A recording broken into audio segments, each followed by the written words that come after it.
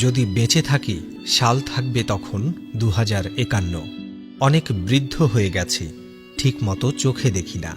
চশমাটা চোখে দিয়ে নাতির রুমে গিয়ে দেখি নাতি ফেসবুক চালাচ্ছে। আমাকে বলল, দাদু তুমি ল্যাপটপ দেখো, আমার একটা কাজ আছে, 1 ঘন্টা পরে আসছি। নাতির ফেসবুক চালানো দেখে আমারও ফেসবুক চালাতে ইচ্ছে করল। সেই কবে ফেসবুক লগ ইন করেছিলাম মনে নেই। অনেক কষ্টে পাসওয়ার্ডটা মনে করে ফেসবুকে লগ ইন করলাম।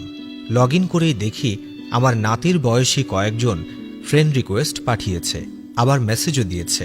মেসেজে লেখা, আমি সেলিব্রিটি, অ্যাকসেপ্ট প্লিজ, আমি লাইকার, অ্যাকসেপ্ট প্লিজ, এরকম আরও অনেক কিছু।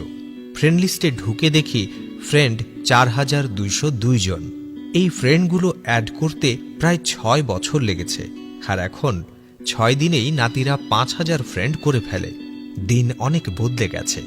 ফ্রেন্ড লিস্টে এত ফ্রেন্ড, কিন্তু চ্যাটে ছিল মাত্র 33 জন। গিয়ে দেখি একজনও পরিচিত নয়। তারপর ফ্রেন্ড লিস্টে ঢুকে আমার বেস্ট ফ্রেন্ডের আইডিতে ঢুকে দেখলাম অনেক দিন হলো লগ ইন করে না। ব্যস্ততার জন্য আমি তার খোঁজ খবরই নেইনি, সেও চেষ্টা করেনি। খবর নিয়ে জানতে পারলাম অনেক আগেই মারা গেছে সে, কিন্তু সযত্নে পড়ে আছে তার ফেসবুক আইডি। আমার যে বন্ধুটি সব সময় লাইক কমেন্টস নিয়ে ব্যস্ত থাকত, তার লাস্ট স্ট্যাটাসে দেখি 4000 লাইক। অনেক বছর হলো সড়ক দুর্ঘটনায় বন্ধুটি মারা গেছে। আইডিতে তার ছবিটা দেখে তার রক্তাক্ত শরীরের দৃশ্য চোখে ভেসে উঠল।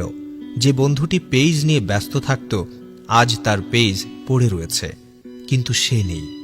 ব্লাড ক্যান্সারে অনেক আগেই মারা গেছে। যে বন্ধুটি দিন রাত 24 ঘন্টা ফেসবুক চালাতো, আজ সে ফেসবুকেই আসতে পারে না, কারণ সে এখন প্যারালাইজড।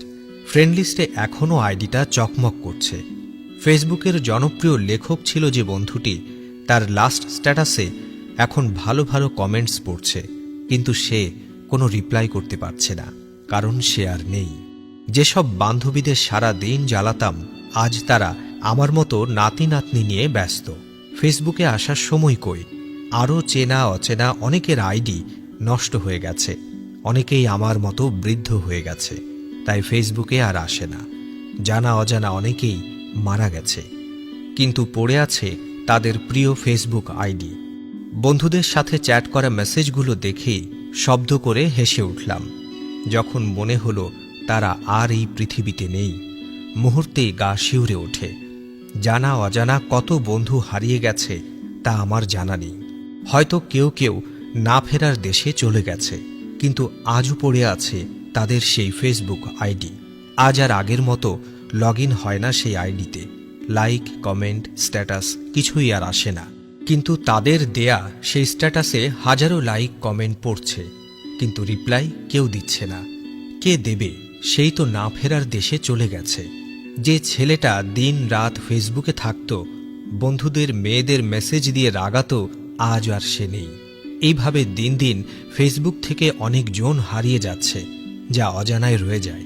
হয়তো আমিও একদিন চলে যাব, পড়ে রবে আমার সব।